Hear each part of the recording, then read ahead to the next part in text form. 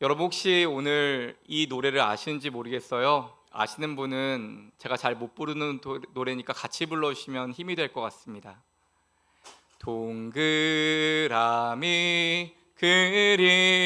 그리려다 무심코 그린 얼굴 내 마음 따라 피어나는 하얀 그때 꿈을 풀잎에 이슬처럼 빛나던 눈동자 동그랗게 맴돌다 가는 얼굴. 감사합니다. 같이 불러주셔서. 이 노래는 1967년에 만들어진 신봉석 작사, 신기복 작곡의 제목 얼굴이란 노래입니다. 동요로 또 가곡으로 많이들 알고 계시죠? 이 노래는 당시 중학교 교사였던 신기복 씨가 5분 만에 만들었다는 걸 아십니까?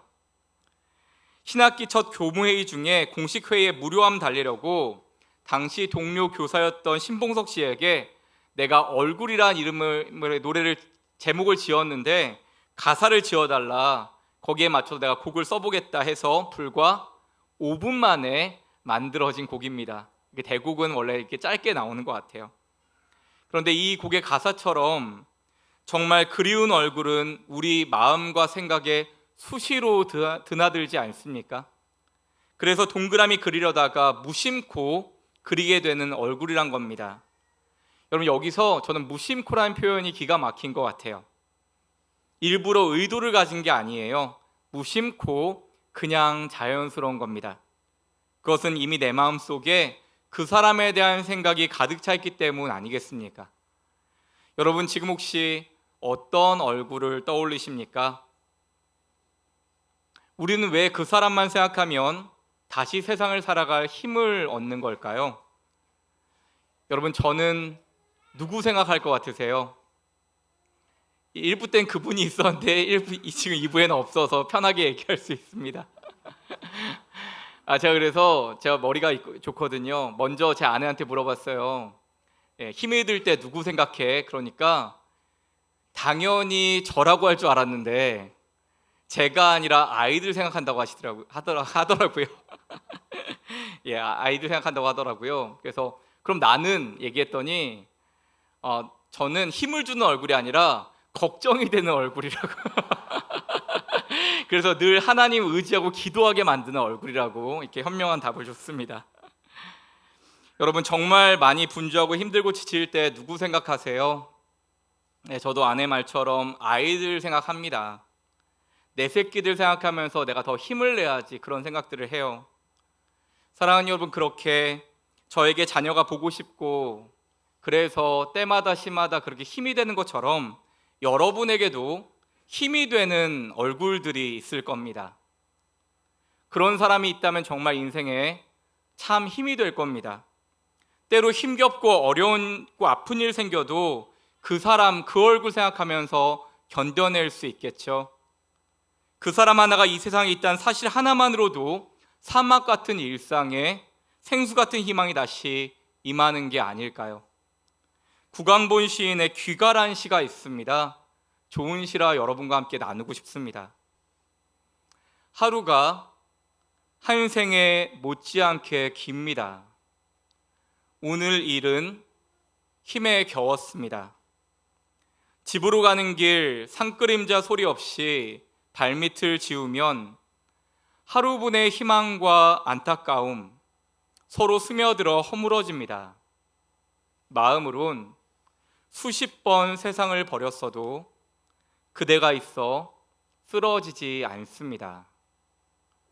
이 표현 너무 좋지 않아요? 마음으론 수십 번 세상을 버렸어도 그대가 있어 쓰러지지 않습니다. 하루가 굉장히 길었대요. 한 생처럼 길었대요. 힘겨워서 그렇죠. 근데 이 사람이 다시 힘을 얻을 수 있는 이유가 뭐예요? 마음으로는 수십 번 세상을 버리지만 그대가 있어서 나에게 힘을 주는 그 사람이 있어서 나는 쓰러지지 않는다라는 고백이에요. 사랑하는 여러분, 이런 사람을 가지셨습니까? 이런 사람을 가졌다는 건 그 존재만으로도 우리 인생을 얼마나 든든하게 하는가요? 그런데 요즘 일상에서 마주하는 얼굴들을 보면 그렇게 힘들이 안 나시는 것 같아요. 축 처져 있고 많이 피곤해 보이십니다. 제잘거리는 아이들의 싱그러운 표정이 없다면, 피곤한 어른들만 사는 세상이라면 거리는 온통 회색빛일 겁니다. 여러분, 어른들의 얼굴을 보세요. 그림자가 짙게 드리워져 있거나 피곤해 지친 얼굴들이 많죠. 사실은 남의 얼굴을 볼 필요도 없습니다. 제가 제 얼굴을 거울로 보니까요, 다크서클은 여기까지 내려와 있고 피곤해 찌들어 있는 게 바로 제 모습이더라고요. 사랑하는 여러분, 그래서 우리는 환한 얼굴을 만나고 싶어 하는 거 아닐까요? 환한 얼굴 말고요, 환한 얼굴 말입니다. 우리에게 힘과 기쁨을 주는 얼굴. 그 얼굴만 보면 세상에 시름도 있게 만들고 못난 내 모습도 잠시 잊게 만들어주는 얼굴. 마주보고만 있어도 가슴이 환해지는 그런 얼굴 말입니다. 오늘 본문에 나오는 사도 요한도 오늘 그런 얼굴을 보았어요. 존재만으로도 힘이 되는 얼굴을 만납니다. 사도 요한이 쓴 요한계시록은 주후 95년경 로마 도마티우누스 황제 시기에 쓰였다고 전해지는데, 이 로마의 도미티아누스 황제는 부활한 네로라고 불릴 정도로 기독교인들을 극심하게 박해했던 황제였습니다. 오늘 예배하다가 내일 쥐도새도 모르게 죽는 것이 그리스도인들의 이때의 일상이었대요. 사도 요한 역시 베드로나 바울처럼 이 감옥 속에 탈출해달라고 기도했겠지만 대부분의 사람들이 사형당하는 모습을 무기력하게 바라보아야만 했습니다. 더욱이 이 시기에 요한은 자신을 실패한 사도라 여겼을 겁니다. 부활하신 예수님이 복음을 전하고 모두를 제자 삼으라고 했는데, 그 말씀 따라 제자들이 다 세상에 나아가서 복음 전하다가 장렬하게 순교했는데 요한은 그러지를 못했어요. 왜 그랬을까요? 예수님이 자신의 어머니를 맡기셨거든요. 그래서 어머니 마리아 돌보느라 사역의 절정기를 다 허비합니다. 마리아가 별세한 이후에는 외딴 섬 반모섬에 유배되어 갇힙니다. 여러분, 당시 요한이 유배되었던 이 반모섬은 종교 정치범을 수용시키는 유배지였어요. 그래도 거기에 뭐 괜찮은 감옥이라도 있었겠지, 화장실은 있었겠지 싶었는데 아니요. 이 반모섬은 그냥 말 그대로 버려진 무인도입니다. 거기에 그냥 혼자 있는 거예요. 음식이 없으면 어떻게든 뭐라도 잡아서 해서 먹고 동굴 속에 들어가 있다가 무너지면 죽는 겁니다. 그런 외딴 곳에 사도 요한이 덩그러니 남겨져 있는 거예요. 복음을 전하려 해도 전할 대상이 없고, 순교하고 싶어도 하나님께 영광이 못 될까 순교도 못하고 그냥 그러고 있는 겁니다. 그렇게 소아시아 앞바다의 작은 섬, 그 외딴 섬 홀로 반모섬에서 패배감과 무력감으로 좌절하던 요한에게 내일은 보이지 않았을 거예요. 그저 오늘의 의미를 찾고 하루를 버티는 것만 해도 굉장히 힘들었을 겁니다. 그런 사도 요한에게 오늘 존재만으로도 힘이 되는 얼굴이 찾아온 겁니다. 그것이 오늘 본문 요한계시록 1장 9절과 10절입니다. 함께 읽겠습니다. 나 요한은 너희 형제요 예수의 환난과 나라와 참음에 동참하는 자라. 하나님의 말씀과 예수를 증언하였으므로 말미암아 반모라는 섬에 있었더니 주의 날에 내가 성령에 감동되어 내 뒤에서 나는 나팔 소리 같은 큰 음성을 들으니. 아멘. 유배지 반모섬의 사도 요한이 뭘 들었대요? 나팔 소리 같은 음성을 들었는데 그 음성이 주님의 음성이었대요. 그래서 돌아보았는데 그때 부활의 주님을 만나게 된 겁니다. 이어지는 본문 12, 13절이 부활하신 예수님 모습을 보여줍니다. 함께 읽습니다. 몸을 돌이켜 나에게 말한 음성을 알아보려고 돌이킬 때 7 금초대를 보았는데 촛대 사이에 인자 같은 이가 발에 끌리는 옷을 입고 가슴에 금띠를 띠고. 여러분, 이 부활하신 주님의 모습은 수많은 화가들이 그려했던 성화의 모습은 아니었습니다. 사실 일부 예배를 마치고 한 집사님께서 열심히 부활하신 예수님의 모습, 요한계시록에 나타난 모습을 찾아봤는데 성화를 찾지를 못했대요. 굉장히 상징적인 모습이 많아서 성화를 표현하기가 좀 어려웠던 것 같아요. 이 모습은 영광스럽게 올려주신 예수 그리스도의 모습이었습니다. 그 주님이 어디에 계셨대요? 7 금초대 사이에 계셨대요. 여러분, 7 금초대는 뭘 말하는 걸까요? 7은 완전수죠. 하나님의 숫자가 3과 7이라고 했잖아요.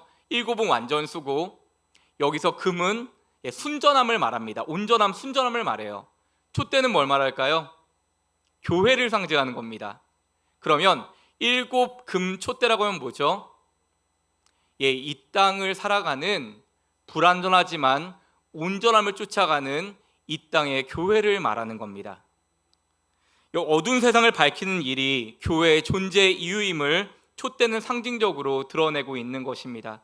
우리 오늘 마지막에 주님처럼이라는 찬양할 때 주님처럼 생명의 빛을 비추는 교회 함께 오늘 찬양했잖아요. 이것처럼 교회는 주님의 빛을 비추는, 복음의 빛을 비추는 것이 존재의 이유인 줄 믿습니다. 여러분, 우리 교회가 왜 거룩한 빛 등대교회 됐다 그랬죠? 교회 이름 공모를 했는데 2개의 이름이 올라왔고, 우리가 꿈꾸는 교회와 거룩한 빛 등대교회 2개가 올라왔는데 이 2개 중에 하나를 정해야 되는데, 한 성도님이 무심코 그렇게 얘기했다 그랬잖아요. 목사님, 그곳에 등대교회가 아직 그때 없었으니까 그곳에 교회가 있으므로 그곳이 환해졌으면 좋겠어요 그랬거든요. 그래서 이 성도님 말씀을 하나님 말씀으로 받았어요. 우리가 있는 곳이 환해졌으면 좋겠다. 그래서 교회 이름을 거룩한 빛 등대교회라고 정하게 됐습니다. 진리의 등대 역할, 구원의 방주 역할을 감당하기 위해서 세워진 교회가 우리 교회인 줄 믿습니다. 사랑하는 여러분, 지난 주일 되게 감사한 일이 있었어요. 우리 교회에 드디어 올해 100번째 등록한 가정이 있었습니다. 저만 좋은가 봐요. 1부 때는 박수 치셨는데 우리 하나님께 영광의 박수 할까요? 감사합니다. 여러분이 복음으로 살아가시고 하나님이 귀한 영혼들 보내주신 거죠. 귀한 부부가 오셔서 100번째 새가족, 101번째 새가족이 됐어요. 그런데 9월에는 뱃속에 있는 아기까지 예비 102번째 새가족이 될 겁니다. 9월에 아기가 나올 거거든요. 계속해서 진리의 등대 역할, 구원의 방주 역할 감당한 교회 되기를 여러분 기도 부탁드리겠습니다. 오늘 본문을 따라서 그 주님의 모습을 살펴보면 이렇습니다. 먼저 이어지는 13절입니다. 함께 읽습니다. 촛대 사이에 인자 같은 이가 발에 끌리는 옷을 입고 가슴에 금띠를 띠고. 여러분, 발에 끌리는 옷은 누구 옷일까요? 이 당시에 지도자나 재판관의 모습을 나타내는 겁니다. 그러면 가슴에 금띠는요, 제사장의 모습을 보여주는 겁니다. 이건 주님이 우리의 죄를 씻어 없애시는 제사장이며 우리의 삶에 대한 의로운 심판자이심을 나타냅니다. 혹시 이 가운데 억울하고 아픈 분 계십니까? 주님이 우리의 심판자 되어주십니다. 사랑하는 여러분, 어떤 실수와 부끄러움 때문에 주님 앞에 못 나가는 분 계십니까? 괜찮습니다. 주님이 우리의 어떤 부끄러운 죄와 실수 속에서도 우리를 받아주시는 제사장 되십니다. 이어지는 본문 14절입니다. 함께 읽습니다. 그의 머리와 털의 희기가 흰 양털 같고 눈 같으며 그의 눈은 불꽃 같고. 주님의 머리와 털은 흰 양털 같았고 눈 같았다고 합니다. 이것은 순결과 카리스마적인 광채를 나타내는 겁니다. 주님은 세속, 어두운 세상에 묶이는 분이 아니라 어두운 세상을 넘어서는 존재라는 것이죠. 그리고 우리의 주님의 눈은 불꽃 같았습니다. 그의 눈은 불꽃 같고, 그래서 세상 어떤 것도 그분의 눈길을 피할 수는 없는 것입니다. 불꽃 같은 눈은 이 땅의 모든 악에 대한 심판을 말합니다.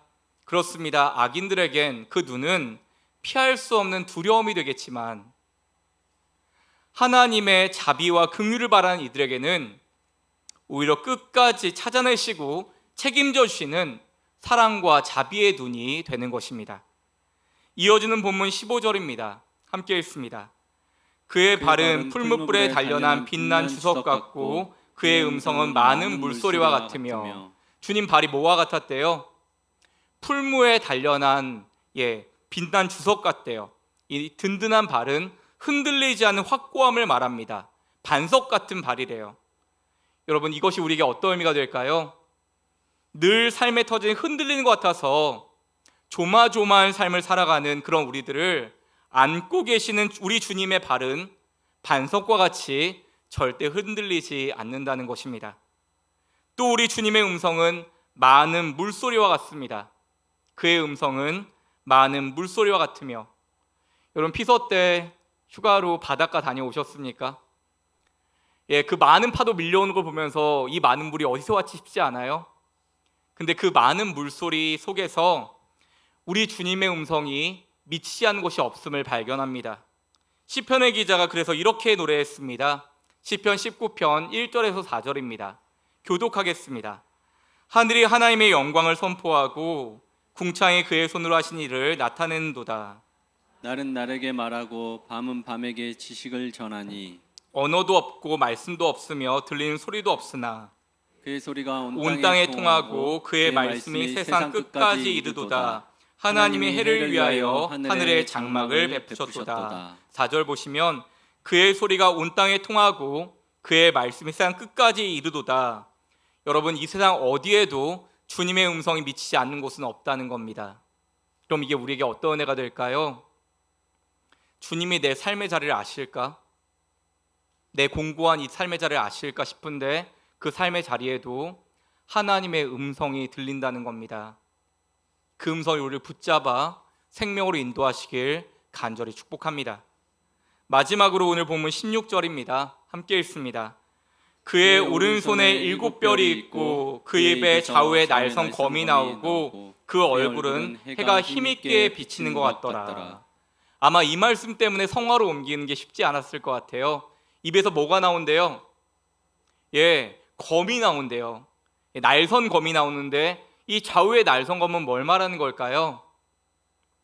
좌우의 날선 검은 하나님의 말씀을 뜻합니다.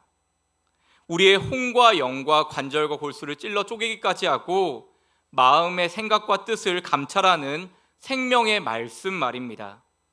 하나님 말씀이 입에서 나오고 있어요.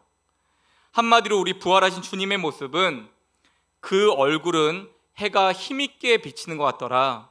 하나님의 얼굴은 해와 같아서 우리의 모든 삶에 생명을 공급해 줌을 말씀하고 있는 것입니다. 사랑하는 여러분, 요한이 반모섬에서 혼자 유배돼서 오늘 죽을까 내일 죽을까 하는 그 자리에서 부활의 주님 만났을 때 마음이 어땠을까요? 아마 요한에게 부활의 주님의 얼굴은 이런 의미였을 겁니다. 자신이 지금 겪고 있는 이 모든 고난 역시 이 당시 예수님을 믿으며 죽어갔던 이 모든 사람들이 경험하는 고난들 역시 결코 무의미한 게 아니구나. 하나님의 영원한 부활, 소망, 영광이 기다리고 있구나란 그 영광을 보지 않았을까요? 사랑하는 여러분, 우리도 때때로는 지옥 같은 삶을 살아갈 때가 있죠. 그때 우리에게 무엇이 진짜 소망되겠습니까? 우리의 모든 삶에 부활의 빛을 비춰주시는 주님이 우리의 삶에 영원한 소망 되신 줄 믿습니다. 사랑하는 여러분, 같은 예수 믿는 그리스도인이라 할지라도 사람마다 예수의 얼굴을 그리려고 하면 아마 각자 다 다르게 그릴 겁니다. 왜 다 그림이 다를까요? 내가 경험한 예수님의 모습이 다 다르기 때문입니다. 어떤 사람은 예수님을 그릴 때 유대 땅의 혁명가로 그릴 거예요. 예수님이 개혁자지, 불의를 못 참으셨지, 개혁자로 그릴 겁니다. 어떤 사람은 예수님 그 시대의 선생님이셨지, 지혜로운 랍비로 그릴 겁니다. 예수님께 고침받은 사람은 어떨까요? 예수님은 내 인생의 치료자 되시지, 의사로 그릴 겁니다. 예수님께 도움받는 약자들은 어떨까요? 그렇게 좋은 사회복지사는 없어 예수님을 좋은 휴머니스트로 그리겠죠. 그런데 여러분, 그 모든 거 다 모아와도 불완전한 예수님의 모습이에요. 다 표현되진 않습니다. 하지만 중요한 건 내가 만나고 경험한 예수님의 모습을 나 스스로 그려보는 일입니다. 여러분은 예수님의 모습을 어떻게 그리십니까? 오래된 만화 중에 박광수 작가의 광수생각이란 만화를 보면 한 아들이 아버지한테 말합니다. 아빠, 제가 하나님 한번 그려볼게요. 아빠가 당황해하는 거예요. 아니, 아무도 하나님이 어떻게 생겼는지를 모르는데 어떻게 그리겠다는 거야? 아빠는 심각한 표정으로 아들을 바라보는데 하지만 아이는 천진하게 말합니다. 아빠, 걱정할 게 없어요. 내가 그린 걸 보면 알게 될 테니까요. 자기가 그린 걸 보면 하나님이 어떤 모습인지 알게 된다는 거예요. 그리고 마지막에 만화가 이런 말을 덧붙였습니다. 아이들은 어른들이 모르는 것도 압니다. 여러분 공감하십니까? 아이들은 어른들이 모르는 것도 압니다. 우리 어른들이 보는 게 다가 아니라는 거죠. 사랑하는 여러분, 우리가 예수님의 얼굴을 잘 그리지 못하는 것은 우리가 너무 어른 되어서 그런 거 아닐까요? 그렇습니다. 동그라미 그리다가 무심코 예수님의 얼굴, 사랑하는 얼굴을 그린다고 했는데 우리가 일상에서 그 주님의 모습이 그려지질 않는다면 그만큼 사랑하지 않아서이고, 그만큼 생각하지 않아서이고, 그만큼 간절하지 않아서가 아닐까요? 사랑하는 여러분, 정말로 예수님 얼굴 만나기 원하십니까? 저만 원하나 봐요. 우리는 성경 속에서 예수님 얼굴을 만날 수 있습니다. 저도 힘들고 지칠 때마다 성경 속에서 살아서 우리와 마주하시는 예수님의 얼굴을 만납니다. 그 얼굴 하나하나가 얼마나 힘이 되는지 모르겠습니다. 그래서 여러분께 들려드리려고요. 부탁 한 가지만 드리겠습니다. 잠깐 눈을 좀 감아주시겠습니까? 피곤하시면 잠깐 조셔도 괜찮아요.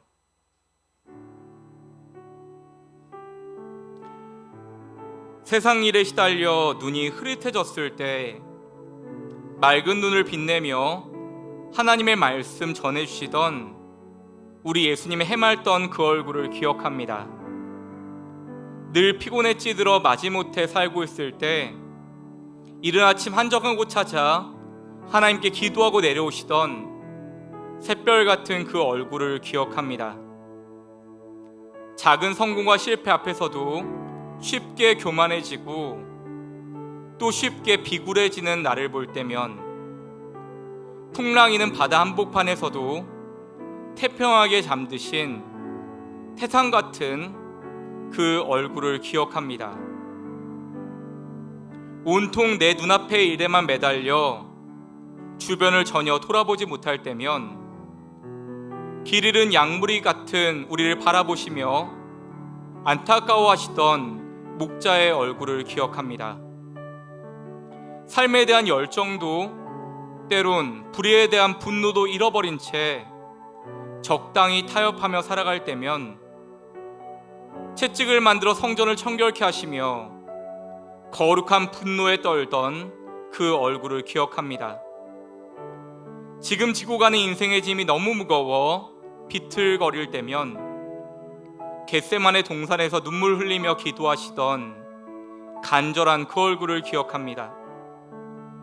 작은 모욕당했을 때, 억울하고 마음 상한 일을 만날 때 당신을 죽이려는 빌라도와 사람들 앞에서 한없이 고요하셨던 그 얼굴을 기억합니다. 도저히 받아들이기 어려운 사람 때문에 마음 흔들릴 때 십자가 위에서 저들을 용서해달라 기도하시던 수척한 그 얼굴을 기억합니다. 삶의 소망이 보이지 않아 안절부절 못할 때 제자들을 다시 찾아오셔서 샬롬, 전제 같은 삶 속에서 다시 평안을 선포하시는 부활의 주님, 그 얼굴을 기억합니다. 예, 이제 눈 뜨셔도 되겠습니다. 사랑하는 여러분, 저와 여러분이 지금 그 얼굴을 보고 있다면, 우리가 그 주님의 얼굴을 닮으려고 한다면 우리는 이미 과거의 나일 수는 없는 겁니다. 지금부터라도 다시 그분의 얼굴을 그리며 사시기 바랍니다. 우리가 날마다 그 주님의 얼굴을 그리며 살아갈 때 인생의 모든 순간 지지 않는 주님의 해와 같은 얼굴이 비치게 될 것입니다. 말씀을 맺으려고 합니다. 말라기 4장 2절에 이런 말씀이 있습니다. 함께 읽습니다. 내 이름을 경외하는 너에게는 공의로운 해가 떠올라서 치료하는 광선을 비추리니 너희가 외양간에 나온 송아지같이 뛰리라. 아멘. 사랑하는 여러분, 여기서 공의로운 해란 뭘 말하는 걸까요? 공의로운 해란 하나님의 얼굴을 말합니다. 그 공의로운 해와 같은 하나님의 얼굴에는 뭐가 있대요? 치료하는 광선이 있대요. 생명의 빛이 있대요. 그래서 하나님이 공의로운 해와 같은 얼굴빛을 비추실 때 치료의 광선, 생명의 은혜가 임한다는 것입니다. 그리고 저도 병원 신방을 가거나 수술 신방을 할 때 하나님, 이 성도님의 삶에 주님의 해와 같은 얼굴빛을 비추어 주셔서 치료의 광선이 임하게 하옵소서라고 기도합니다. 혹시 이 시간 육신의 질병이나 주님 마음의 아픔 때문에 어려움을 겪는 성도님이 있다면 주님, 해와 같이 빛나는 주님의 얼굴빛을 나에게 비춰 주옵소서. 사랑하는 우리 가족에게 비춰 주옵소서. 사랑하는 그 영혼에게 비춰 주옵소서. 치료와 생명의 은혜가 임하길 간절히 축원합니다. 사랑하는 여러분, 사실 이 말씀을 가지고 만든 찬양이 있어요. 찬송가 428장입니다. 가사가 너무 좋습니다. 내 영혼에 햇빛 비치니 주 영광 찬란해. 여러분, 여기서 햇빛이 뭘 말하는 걸까요?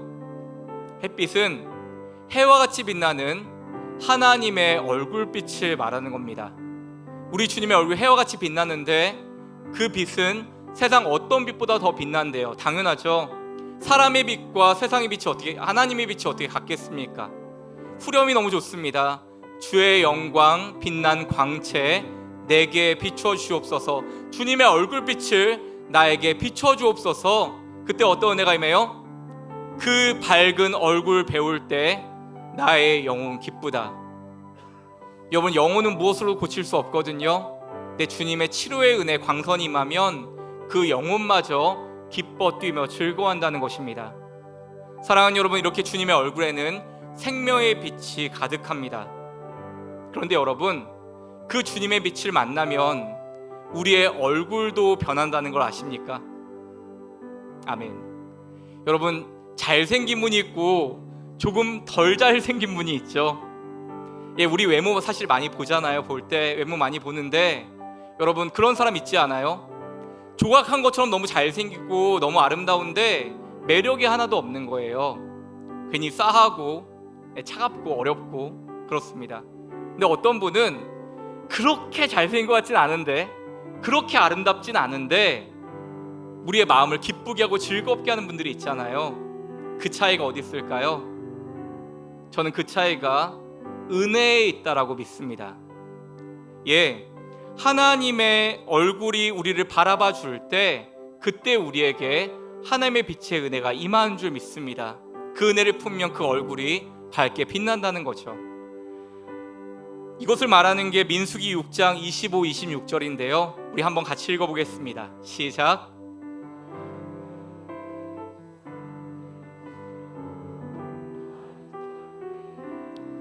평강 쉬기를 원하노라 할지니라 하라. 아멘.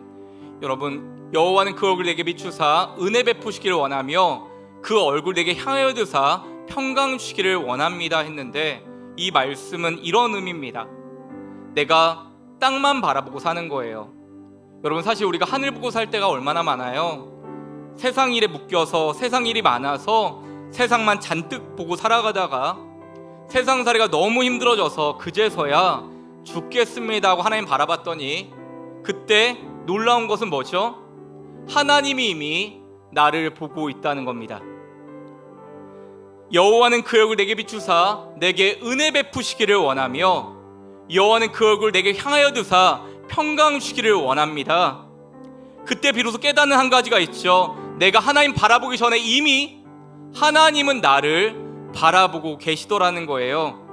진작에 나를 먼저 바라보고 계셨다는 겁니다. 그때 알게 돼요. 하나님은 한 번도 내게서 시선을 떼지 않았다는 걸 알게 됩니다.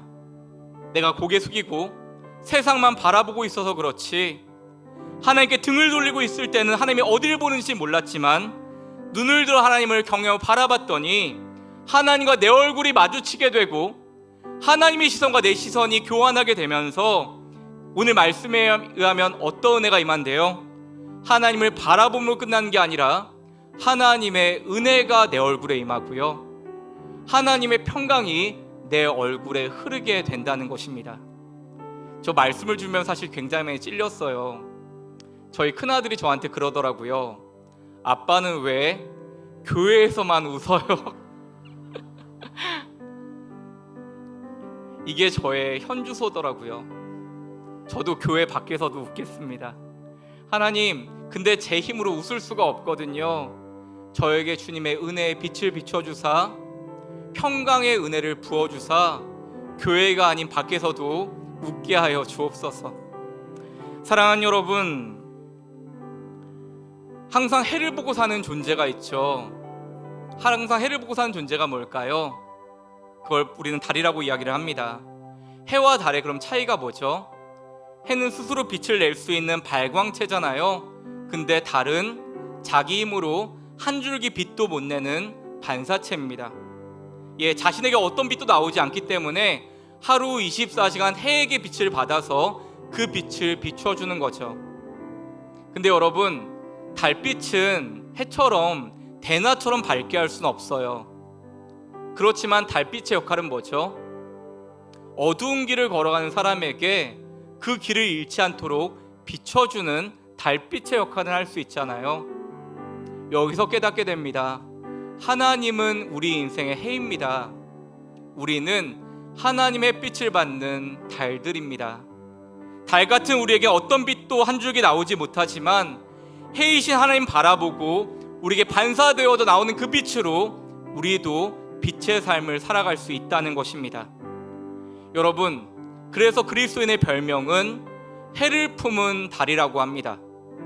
사극 제목도 있었죠. 해품달, 해를 품은 달이라고 했잖아요. 왜 해를 품은 달이 우리 그리스도인일까요? 우리의 힘으로는 빛을 낼 수 없지만 해를 품어서 그 빛으로 우리도 세상에 빛을 비출 수 있다는 것입니다. 사랑하는 여러분, 나만 빛받고 살아가는 인생이 아니라 주님께 받은 은혜의 빛, 비추며 살아가는 인생 되시지 않겠습니까?